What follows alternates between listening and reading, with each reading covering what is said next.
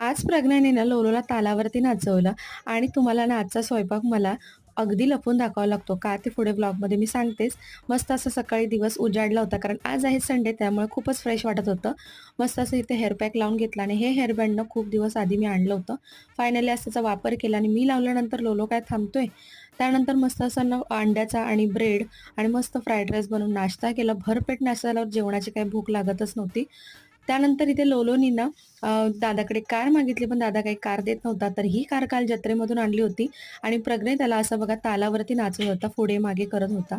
त्यानंतर इथे मस्त संध्याकाळी स्वयंपाक केला आणि आजचा स्वयंपाक ना नॉन-व्हेजचा होता आणि त्याचमुळे मी म्हटलं, की तुम्हाला तो लपवून दाखवावा लागतो. कारण बरेच जण जे आहेत ते व्हेजिटेरियन असतात आणि त्यांना नॉन पदार्थ असं बघितलं, की कसं तरी होतं. त्यामुळे मी म्हटलं, की आजचा स्वयंपाक थोडासा तुम्हाला लपवून दाखवावा लागतो. त्यानंतर घरातली थोडीशी कामं आवरली. तर असा होता आजचा संडे. चला पुन्हा भेटू एक छानशा व्हिडिओसोबत. तोपर्यंत बाय बाय.